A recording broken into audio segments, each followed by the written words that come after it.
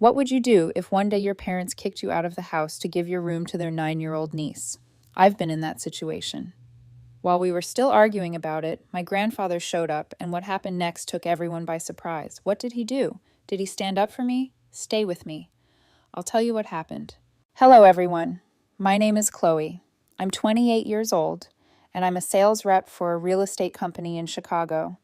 You could say my life is pretty peaceful these days, at least compared to everything that happened in the past. Every morning before heading to work, I have coffee with my grandfather. We sit by the kitchen window looking out at the small backyard garden, and he usually tells me stories from his younger days. Those moments always bring me a deep sense of calm. In the afternoons, when my shift ends, instead of grabbing coffee or hanging out like most of my coworkers, I rush back to our house in the Chicago suburbs to take care of my grandfather. He's 83 now and battling lung cancer. When the doctors told us he didn't have much time left, I decided to spend every possible moment with him. The real reason I chose to do this is because in my entire family, my grandfather is the only one who's ever truly loved me and stood by me. During all the hard times, when everyone else turned their backs, he was the only one who never left me. This peaceful life I have now, it's just me and my grandfather. As for my parents and my sister Mia, we cut ties after a major family drama that went down 2 years ago. My story began on a July evening in 2023. When I pulled to the front gate around 6:00 p.m., I noticed a familiar silver Honda Accord parked in the driveway. It was Mia's car, my sister's. The moment I saw it, I felt a bit surprised. Mia rarely visited during the week like this. She usually only showed up on weekends and not very often. As I walked into the house, the scene in front of me made me stop in the doorway and frown. Nearly 8 suitcases were neatly arranged in the living room, ranging from large black ones to small pink travel bags for kids. At that moment, Mia was sitting on the sofa with Zoe, her 9-year-old daughter. Mia looked tired and tense, her eyes red and puffy, as if she had been crying. Zoe was sitting there playing on her iPad. What confused me the most was this.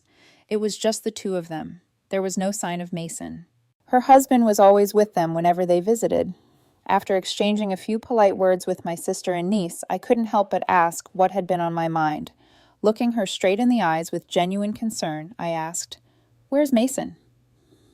After my question, Mia was silent for a moment, then looked down at her hands and replied in a calm but slightly trembling voice, "Mason and I got divorced." Hearing that unexpected news, I felt a mild shock wave over me. Not wanting to make her sadness any worse, I stayed quiet, asked no more, and returned to my room. Around 7:00 p.m., a car pulling into the garage signaled that my parents were home. In their hands were paper bags filled with takeout from the restaurant Mia used to love back when she lived with us. They had gone out to pick up dinner earlier that afternoon, right after Mia called to let them know she was coming back and would be staying for a while. That explained why they weren't home when I got back around 6:00. As for my grandfather, Robert, true to his longtime routine, he had already eaten dinner early at 5:00 p.m. Afterward, he went to his room to rest and watch TV on his installed set. The moment my parents walked into the living room and saw the pile of suitcases, they exchanged a knowing glance. Then, without a word, Mom went straight to Mia and hugged her, whispering comforting words, while Dad quietly started rearranging the luggage to make things tidier. Less than 10 minutes later, my sister called me down for dinner. The whole family gathered around the dining table, but I could feel a quiet tension. That evening's meal tried hard to maintain the same warm, casual vibe as usual. Dad talked about a new project at the construction company, though his voice sounded a bit forced. Mom excitedly shared about a new friend she'd met at her yoga club. As for me, I sat quietly, listening, occasionally nodding, but my mind kept drifting back to those suitcases. None of us mentioned Mason. No one brought up the divorce. It was like we were all pretending everything was still normal. Even Zoe ate quietly, her big, round eyes constantly shifting between her mom and the other adults, sensing that something was off, even if she didn't understand exactly what was happening. After dinner, the whole family gathered in the living room to watch the evening news and sip on orange juice. The sound of the TV and Zoe's occasional giggles created a rare moment of ease in an otherwise tense day. Then suddenly, right in the middle of a commercial break, Dad turned to me with a serious look and asked an unexpected question. "Chloe, can you give your room to Zoe?" I was entirely caught off guard. I looked at him, not quite believing what I just heard. The house only had 4 bedrooms, one for Mom and Dad, one for Grandpa, one for me, and a spare room for guests. I did not understand what he was getting at, and I surprisingly replied, "Are you kidding? Why can't Zoe stay with Mia in the guest room?" Before I could even finish the thought, Mia quickly jumped in. She looked me straight in the eye and said, "Zoe's 9 now. She needs her room to grow. She can't sleep with me forever." Hearing that, I felt like Mia had no grasp of her current situation. A recently divorced woman, clearly going through a rough time, needing temporary shelter. Yet here she was, making demands like she owned the place. That quiet frustration in me snapped. I answered firmly, "You're staying here as a favor. You can't just make unreasonable demands like that. I'm not giving up my room." The moment I refused, Mom stepped in, her voice soft but reproachful. "Families are supposed to help each other in hard times. What's the big deal about giving up your room? It's only temporary." At that point, I didn't want to dance around the issue. I asked Mom directly, "If I give up my room for Zoe, where should I sleep?" After that question, the whole room fell silent. No one said a word. They exchanged glances as if silently discussing something I wasn't meant to be part of. Nearly a minute passed in that thick silence. Then Dad looked at me, his voice cold and flat. "You're 26, Chloe. You can't stay in this house forever. It's time you moved out and got your place. We've supported you long enough." Hearing that, my chest tightened, not from hurt, but from the harsh realization sinking in. Sitting there in that living room, I finally understood. They had never truly seen me as someone who mattered in this family. Everything I had done for this house had never really counted. To help you understand why I was still living with them, I need to tell you what happened after I graduated from college in 2019. After 4 years at Northwestern University, I was lucky enough to land a job at a major real estate company in Chicago. My starting salary was $55,000 a year. Not bad for someone fresh out of school. I returned to Chicago full of hope and plans for the future. During those first few weeks, I spent my time apartment hunting. I checked out dozens of one-bedroom studios. Rent prices in Chicago at the time were pretty steep, averaging between $1,500 and $2,000 per month for a decent place. While I was still debating between 2 apartments, my grandfather, Robert, gave me a call.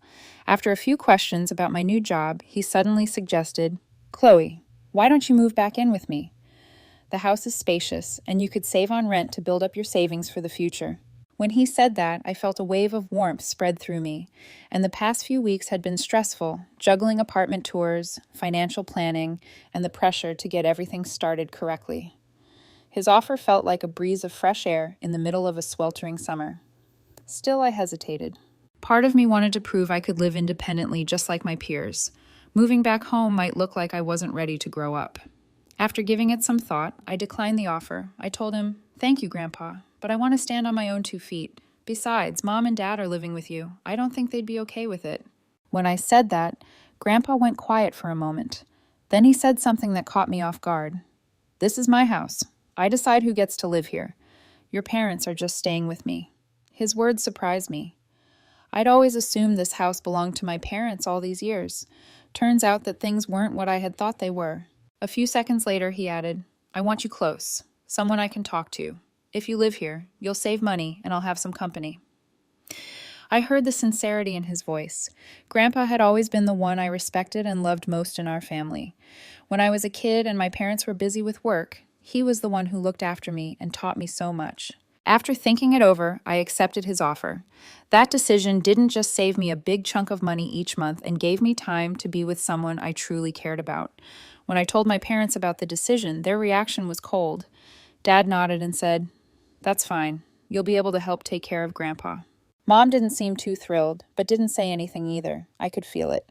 They saw my return as just another burden. Since moving into Grandpa's house, I have contributed to household expenses independently. Every month, I consistently paid between $800 and $12,200 for electricity, water, gas, and internet utilities. That amount comprised nearly a third of my income, but I never complained. Grandpa never asked me to pay anything.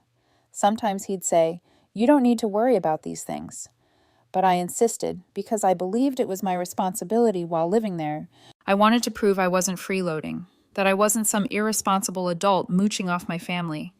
Besides covering the bills, I also took it upon myself to do the grocery shopping for the household every weekend. That usually cost me another $200 to $300 each month. I was the one who took Grandpa to his regular medical appointments, even if it meant taking time off work. Whenever the family car had issues, I covered the repair costs without hesitation. And when the washer or the fridge needed replacing, I paid for it myself without a second thought. Over the past 3 years, I have contributed over $60,000 to the family. That's not a small amount for someone just starting in their career. I always thought those contributions would be seen and appreciated. I believe my parents would recognize me as a responsible daughter who carried part of the family load. But after 3 straight years of giving and giving, all they could say was that they had already supported me enough. Those words felt like knives straight to the heart. They dismissed everything I'd done, treated me like a burden instead of someone who had stepped up. In that moment, I realized I'd been living in an illusion. I believed my parents loved me, that what I gave mattered. But the truth was, they saw me as an outsider, someone they could throw out the moment they needed to make space for someone else. Hearing what my dad said, I couldn't sit there any longer. I looked him straight and asked, "Do you know how much money I've contributed to this house?" Dad furrowed his brow. A few seconds later, he answered coldly, "That's your responsibility for living here." The word responsibility made me scoff, bitterness rising in my chest. I fired back, my voice sharper now. "Responsibility. I've been paying $800 to $2,200 monthly for bills, not counting the extras. Over the past 3 years, I've contributed over $60,000 to this family, and now you're calling me a freeloader?" As soon as I finished, my mom jumped in. Her voice was laced with irritation as she said, "What's the point of keeping track like that? We're family." Hearing her say that, I felt rage bubble up inside me. All those years of quietly contributing, all the times I said no to outings with friends to save money for the household, none of it meant anything to them. At that moment, I realized that to my parents, I was nothing more than a guest, a tenant living on borrowed time, and not a real family member. Looking at their cold, expressionless faces, I felt like a fool who had trusted the wrong people. I had sacrificed so much over the past 3 years to prove I deserved to be here. And still, they saw me as nothing more than a burden they couldn't wait to get rid of. At that moment, I finally understood what true loneliness meant. It's when you're standing in a room full of people you're supposed to call family and still feel like a stranger. After hearing their unreasonable words, I didn't want to argue anymore. A wave of exhaustion and disappointment swept over me with final resolve. I got up from my chair, looked each of them in the eye, and said clearly, "I'm not giving up my room for anyone. This is Grandpa's house. He's the only one with the right to ask me to leave." Right after I said that, my dad's face turned red with anger. He stood up too, no longer hiding his frustration. He looked at me with a piercing glare and said in a sharp, challenging tone, "Don't use Grandpa to scare me. You're moving out now." Hearing that, a fierce wave of rage surged inside me. For 3 years, I had done everything I could to live peacefully, to respect my parents, but now they were treating me like a stranger. I had no interest in holding back anymore. I fired back, blunt and defiant. Or what? The room fell into tense silence. Mom sat frozen on the couch, too afraid to step in. Mia clutched Zoe tightly, maybe sensing the heavy tension in the air, and Zoe, wide-eyed and confused, looked back and forth between me and her grandfather, unsure of what was happening. Dad stared at me for a few seconds, his eyes full of cold determination. After thinking it over, he said, his voice like ice, "If you want to stay, stay in the garage." Those words hit like a slap across the face. The garage, a place for cars, old boxes, and things no one needs. That's where he wanted me to live. Like I was just another useless item shoved into storage. At that moment, I realized I had lost something I could never regain. My belief in my family. I understood that to my parents, I didn't even measure up to a car. At least a car got a roof over its head in that garage. After Dad said those words, everything went quiet again. The only sounds left were the chaotic pounding of my heart and the heavy breathing of everyone around me. Just as I stood there, unsure how to respond, I heard familiar footsteps coming down the stairs. Grandpa Robert was making his way down slowly, steadily, one step at a time. As he descended, he spoke in a calm, even voice. "Paul's right." Those words hit me like a lightning bolt. The look on my face must have shown how shocked I was. I couldn't believe what I just heard. This man who had invited me to live with him, who had always protected me through everything, was now siding with my father? Encouraged by Grandpa's unexpected support, my dad let out a smug laugh and said to me, "See that? Even Grandpa agrees. You're either moving out or sleeping in the garage." Watching the self-satisfied look on his face, I felt a sharp pain deep in my chest. The one person I trusted most in this family had just betrayed me in front of everyone. At that moment, I felt truly alone. A few seconds later, Grandpa entered the living room where we were all gathered. Dad turned to him right away, pleased, and said, "I think letting her stay in the garage is already generous." But before Dad could settle into his victory, Grandpa turned to him with a strange look. Then suddenly he spoke up loud and firm. "What I meant is the one sleeping in the garage will be you, your wife, and Mia. Zoe's too young to understand what's happening here." His words landed like a bomb in the center of the room. Everyone went completely still in shock. My dad's mouth dropped open. Mom froze like a statue, and Mia stared at Grandpa, stunned beyond belief. As for me, once I realized what Grandpa truly meant, I felt a wave of warmth rush through me. Once again, he had stood up for what was right, defending me in a way no one could have expected. It took nearly 30 seconds for my dad to process what had just been said. His face shifted from smugness to confusion. He turned to Grandpa, stammering, "Dad, you're not serious, are you?" Grandpa looked him dead in the eye and replied firmly without hesitation, "I'm not joking." Mia immediately jumped in, standing up and pleading, "You can't be this cruel to me. I just got divorced. I need—" She didn't even get to finish. Grandpa raised his hand to cut her off. He looked at her sternly and said, "The divorce is your business. Don't use it as an excuse to make unreasonable demands." As soon as he said that, Mia exploded. "You've always favored Chloe." Her words came out sharp, bitter. She broke down into sobs, covering her face with both hands. Her crying echoed through the silent room, thickening the air with discomfort and tension. Grandpa didn't say another word. He stood there watching Mia for a few seconds, then slowly turned his gaze toward my mother with disappointment in his eyes, and finally to my father with the commanding look of a true patriarch. Time seemed to freeze at that moment, and I knew everything in this family was about to change forever. A moment later, Grandpa turned to my dad with a serious look and asked, "Paul, who's been the favorite one in this family?" My dad still hadn't recovered from the shock of what had just happened. He stood there in silence, pale-faced, clearly scrambling to devise some defense. Seeing that he didn't answer, my mom stepped into the conversation. She spoke in a trying, stern tone to stay calm. "No one's been favored, Dad. We've loved them both the same." The second she finished speaking, Grandpa shot back without hesitation, his voice sharp. "Then why did you ask Chloe to give up her room for Zoe, when Zoe could easily share a room with Mia?" Mom was speechless. She stood there, her mouth opening and closing, but no words came out. Grandpa looked at both of them, his eyes full of disappointment, and said firmly, "You favored Mia for far too long, and now you're doing it again. Don't think I haven't noticed. I may be old, but I'm not blind." Then, Grandpa began listing all the moments he had witnessed over the years, times when my parents had clearly shown favoritism toward Mia right before me. He brought up my 10th birthday when they gave me a simple shirt, while Mia, whose birthday was in the same month, got an expensive bicycle. He recalled how they proudly boasted about Mia's academic achievements while barely acknowledging mine, even when I scored just as high, sometimes higher. He mentioned how my parents always took her side whenever Mia and I fought, no matter how wrong she was. He even mentioned the time Mia broke my telescope, which I had bought with months of saved-up money. Instead of holding her accountable, my parents blamed me for not putting it away properly. Grandpa remembered it all, and he recounted each painful memory with such clarity that no one in the room dared to interrupt him. A deep sense of gratitude swelled in me as I listened to Grandpa speak about those blatant moments of favoritism. Everything he said wasn't just true. It was proof that I hadn't imagined all the injustice. It had been real all along. That was when I realized Grandpa had known everything for a long time. He had watched it happen, had seen the silent hurt I carried, even if he hadn't always stepped in. He had tried in his subtle way to warn my parents, but no one ever really listened to him to avoid stirring up more tension. He had tried to make it up to me in quiet ways, through heartfelt conversations, quiet support, and standing by my decisions.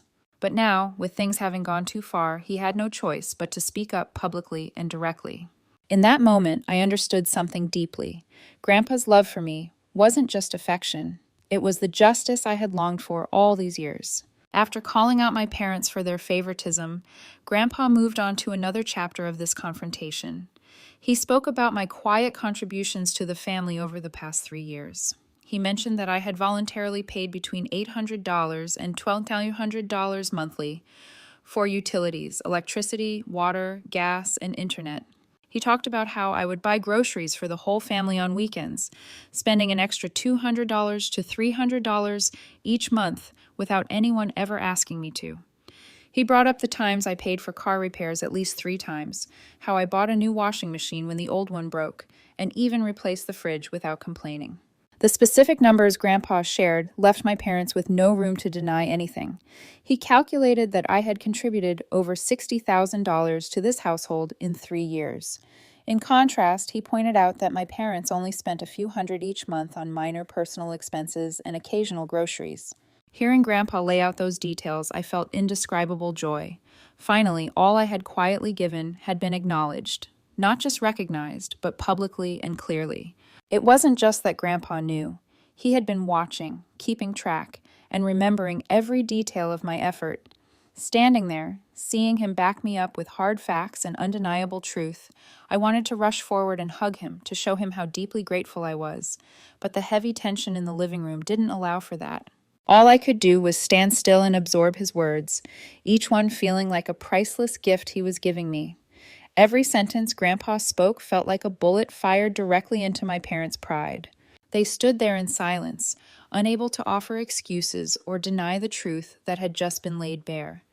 For the first time in my life, everything I had done in silence was brought into the light, and I felt like a weight had finally been lifted off my shoulders.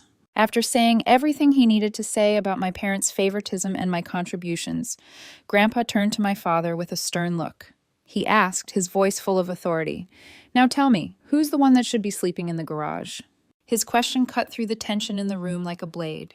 My dad, my mom, and Mia all fell utterly silent. No one dared to answer. Their faces went pale as they stared down at the floor as if trying to find a way out. Meanwhile, Zoe was still fixated on her iPad, unaware of the storm unfolding around her. The living room felt suffocating. Everyone knew the answer, but no one wanted to say it. After waiting a moment and getting no reply, Grandpa made his final decision. He announced, his voice steady and unwavering, "Starting today, if you won't sleep in the garage for 1 month, then you don't stay in this house." The moment those words left his mouth, my dad looked like he'd been struck by lightning. He stammered, barely believing what he just heard. "Did you say 1 month?" Without the slightest pause, Grandpa looked him straight in the eye and replied firmly, "That's right." Hearing those words, my dad exploded. He yelled, his voice full of fury, "I'm not sleeping in the garage. If you want to kick me out, do it. But don't forget, I'm your son." But Grandpa didn't flinch.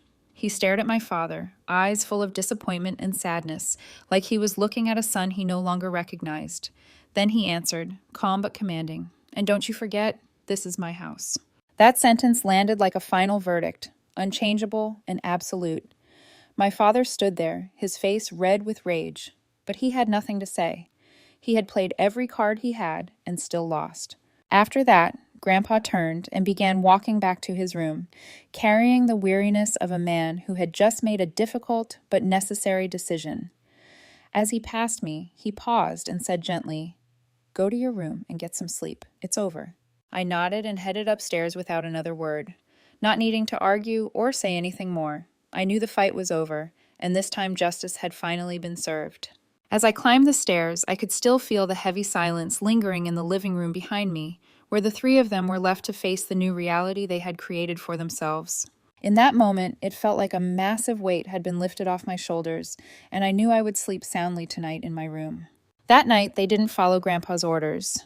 Instead of sleeping in the garage, as he had made clear, my parents and Mia slept in their rooms, probably hoping Grandpa had only been bluffing or that he'd change his mind by morning. But they were wrong. Grandpa was furious the next morning when he realized they had defied him. This time, he decided to act, not just with words, but with decisive action. Around 9:00 a.m., the doorbell rang, and a man in a black suit appeared at the front door. It was Michael, the attorney Grandpa had contacted early that morning. When my parents and Mia saw him standing there with a leather briefcase and legal documents, The color drained from their faces. Grandpa didn't waste time. His voice was firm and emotionless as he said, "You have 30 days to leave this house. Attorney Michael will formally notify the court to begin the eviction process. If you're still here after 30 days, I'll proceed with a forced removal order." My dad looked like he'd been struck by lightning. He shouted, his voice desperate, "You're being cruel, Dad!" But Grandpa didn't flinch. His decision was made, and nothing was going to change his mind. He looked at my father coldly, then said slowly with steel in his voice, "If you choose to stay and be removed by force, every bit of my estate will go to Chloe. My advice, pack up and leave. I don't want to see your face again." Seeing just how serious Grandpa was, Mia finally lost her composure. She whispered, her voice trembling, "Grandpa, this is heartless." Grandpa turned to her with a look of deep disappointment. Then he said, "If you had followed my request last night and slept in the garage, I would have forgiven you this morning, but you were too stubborn." Hearing that, my mom finally realized how serious the situation had become. She rushed over, grabbed Grandpa's hand, and pleaded, "Dad, we were wrong.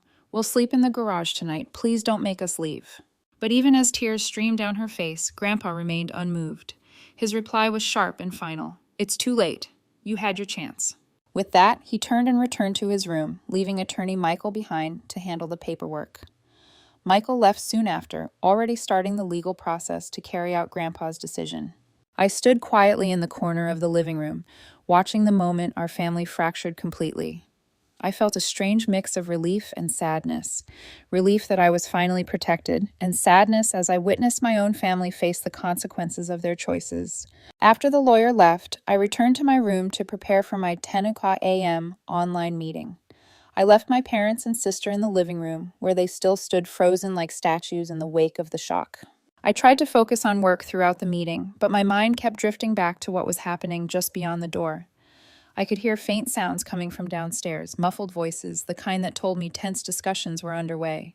I saw them starting to pack around 11:00 a.m. Once the meeting ended and I opened my door, the suitcases that had been neatly arranged in the living room just the day before were now open, and they were hurriedly stuffing their belongings inside. Maybe they were afraid Grandpa would follow through with removing them from the will, so they chose to leave early rather than wait the full 30 days. Watching them pack in a rush, their movements tense and anxious, I felt pity and sadness. No matter what had happened, they were still my family. I never wanted to see them leave the house under such circumstances. But I also knew this was a necessary lesson. They had spent far too long living in this house under the comfort of financial support from Grandpa and me. They had grown used to being cared for without thinking much about responsibility or fairness. Now faced with the harsh reality of independence, maybe this was the beginning of a new chapter for them. Maybe through the struggles ahead, they would finally learn to appreciate what they had and understand the true meaning of fairness in a family. I hope that as they move on and build a life of their own, they'll grow, reflect, and recognize the mistakes of the past. And maybe one day, when we've all grown and calmed down, we'll be able to repair this family bond on a foundation of genuine respect and fairness. Around 5:00 p.m. that day, the three of them drove away. Their luggage wasn't much, just a few suitcases and essential items they had packed throughout the day. I figured they'd probably stay in a hotel for a few nights while they looked for a more permanent place. Grandpa didn't come out to see them off. He stayed in his room all day, and now and then I could hear the faint sound of the TV coming through the door. Maybe he too needed time to process the weight of the decisions he had just made. A strange stillness settled over the house when their car engine finally faded down the street. No more conversations from the living room. No more giggles from Zoe. No more arguments or tension lingering in the air. And from that day forward, it was just Grandpa and me living in the 4-bedroom house on the outskirts of Chicago. The house suddenly felt more spacious than ever, but more peaceful than ever. The space that had once been filled with noise and friction was now quiet, calm, and still. I don't know if that's a good or bad thing. Part of me felt relieved. Finally, the peace I had longed for was here. But another part of me couldn't help but feel a little sad that our family had fractured this deeply. Still, Grandpa and I could live on our terms, without the weight of unfairness or favoritism pressing on us. We could enjoy quiet morning coffees and relaxed evenings in front of the TV without bracing for conflict. After everything that happened, I've come to realize something. Sometimes, to find true peace, You have to be brave enough to let go of toxic relationships, even when they come from your blood. Nearly 2 years passed in that peaceful house, just Grandpa and me. Our lives settled into a gentle rhythm. Quiet mornings, sipping coffee by the window, peaceful evenings watching TV and talking about everything under the sun. I truly believed that calm would last forever, until about a month ago. That day, Grandpa was coughing more than usual. Deep, violent coughs that came with sharp pain, and he tried to hide it. I saw him clutching his chest again and again, sometimes having to sit down because he couldn't catch his breath. His face was pale and cold sweat streamed down his forehead. Sensing something was wrong, I took the entire day off work and rushed him to Northwestern Memorial Hospital, home to one of the best oncology departments in Chicago. Hours of tense waiting, blood tests, CT scans, and endless pacing followed. Then finally, the doctor called us into the consultation room to share the results. What he said left me numb.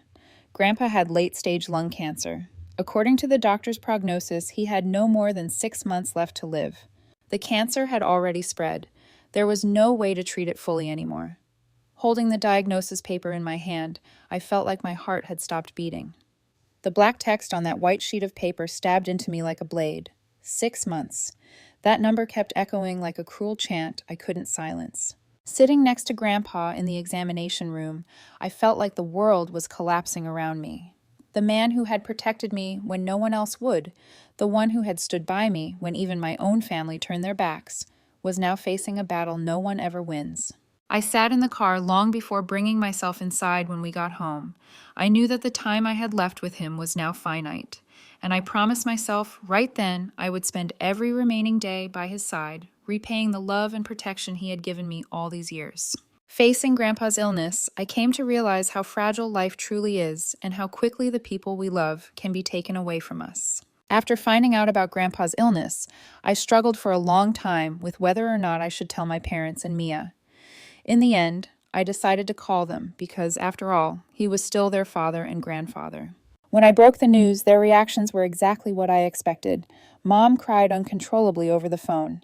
Dad went silent for a long time before asking, "How is he doing?" Mia sounded shocked and worried. "Oh my God, is it serious?" Less than 2 hours later, the familiar silver Honda Accord appeared at the front gate. They had driven straight from their new apartment in downtown Chicago. Their faces were pale, eyes swollen and red from crying. I opened the door and let them in. When Mom asked, "Where's Grandpa? I want to see him," I told her I must check with him first. I went upstairs, knocked on his door, and said, "Grandpa, they're here." His response shocked me. He said in a cold, firm voice, "Tell them I don't want to see them. Send them away." I tried to convince him. I said, "Grandpa, they're worried and want to visit you." But he stood his ground and raised his voice. "I already said it. I don't want to see them." When I came back downstairs and told them, Mom almost collapsed. She begged, "Please just tell him I want to see him one time. I'll apologize to him for everything." Dad spoke next. He said, "I know he's still angry, but he's sick now. We should see each other." Even Mia broke down and cried. "I just want to apologize to Grandpa." I went back upstairs one more time, but Grandpa still refused. He even said, "If they don't leave, call the police and have them removed." Ultimately, I had to go back down and tell them Grandpa didn't want to see them. No matter how much they cried or begged, I had to ask them to go. I felt torn when they walked back to the car with devastated faces. But I knew Grandpa had every right to decide who he wanted near him in his final days. Since that day, they haven't returned. Maybe they've chosen to respect his final decision. I'm still living in this quiet, peaceful house with Grandpa. Each day feels more precious than ever because I know our time together is limited. Grandpa remains firm in his stance toward my parents and Mia. They call from time to time, but he always refuses to answer. Sometimes they send letters, but he won't read them. He told me some things can't be forgiven, especially when there's no real remorse. I don't try to change his mind anymore. Instead, I focus on caring for him and creating meaningful memories of our time together. We still drink coffee together every morning. Even though he coughs more now and is noticeably weaker, we watch TV every night, even if he often falls asleep in the chair. Those simple moments have become priceless to me. Work has also been going better. I got promoted and can work remotely more often, meaning more time by Grandpa's side. Sometimes when I reflect on everything that's happened, I still feel sadness over how our family broke apart, but I have no regrets. Grandpa taught me an essential lesson about self-respect and fairness. Sometimes you must be brave enough to make hard decisions to protect what's right. And in these final days, I know Grandpa feels peace, knowing he has a granddaughter who truly loves him and chooses to stay. That's all I ever wanted, to be there for the man who protected me my whole life, right up to the very end. Life may not be perfect, but for me, this is enough. Today, I'm sharing this story not to gain sympathy and not to invite judgment toward my parents. I'm telling you this because I want to leave you with something meaningful. We'll sometimes face unfair situations, even within our own families. Maybe you've been treated differently or live in a space where your efforts go unnoticed. I want to say this: don't let anyone, family or not, make you feel like you don't matter. Don't accept injustice just because it comes wrapped in the label of family.